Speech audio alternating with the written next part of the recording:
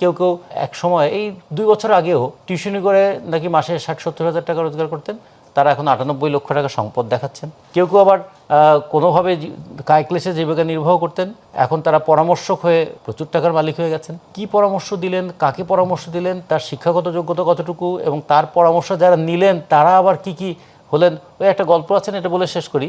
এক লোক নাকি তার বন্ধুকে গিয়ে বলছে, দোস্ত একটা বই লিখেছি, দারুণ বই, এই বইটা যদি প্রকাশ করতে পারি দারুণ একটা পরিবর্তন হবে। বলে এত দারুণ দারুণ বলছিস, বিষয়টা কি? বলে কোটিপতি হওয়ার সহজ উপায়, একটা বই লিখেছি, কিন্তু বইটা ছাপা পয়সা নেই, তো তুই যদি টাকাটা আমাকে দিতে পারতিস তাহলে আমি বইটা ছেপে ফেলতে পারতাম। যে কোটিপতি হওয়ার সহজ উপায় দেখাচ্ছে সে কিন্তু বই ছাপার পয়সা নেই তার কাছে। তো এইরকম আমরা ঘটনা দেখেছি। 2 দিন আগে যার পয়সা নাই, হঠাৎ করে কনসালটেন্সি করে তিনি আবার প্রচুর টাকার মালিক হয়ে গেলেন, এবং তারা নির্বাচন প্রতিদ্বন্দ্বিতা করছেনও।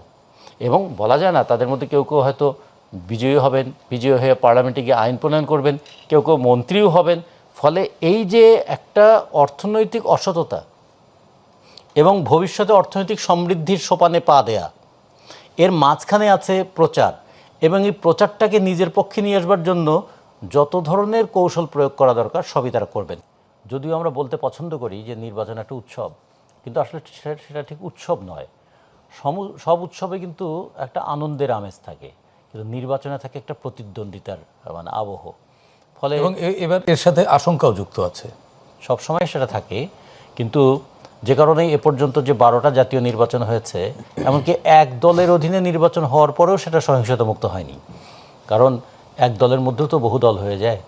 তো সে কারণে যেটা বলছিলাম যে যেহেতু এটা প্রতিদ্বন্দ্বিতা থেকে কখনো কখনো মারমুখী প্রতিদ্বন্দ্বিতা হয়ে যায়, ফলে সেক্ষেত্রে আশঙ্কা থাকে, সেক্ষেত্রে প্রতিপক্ষকে কতভাবে পরাজিত করা যায় তার চেষ্টা থাকে।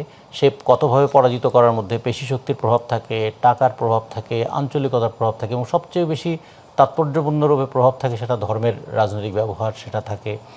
তার সঙ্গে এখন যুক্ত হয়েছে যে ডিজিটাল ডিভাইস ব্যবহার করে একটা ভুল অথবা ভুয়া তথ্যকেও সত্যের মতো করে উপস্থাপন করার দক্ষতা।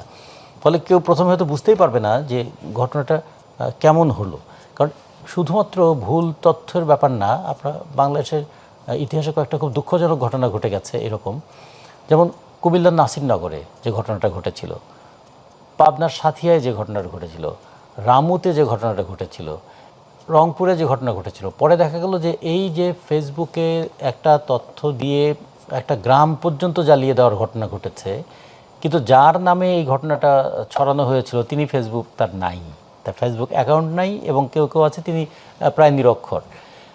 তো এগুলোর পরেও কিন্তু তার কোনো প্রতিবিধান হয় নাই। ফলে যখন সেগুলোই হয় নাই, এখন তো আরও অনেক বেশি এখানে টাকার খেলা চলবে। আপনারা জানেন যে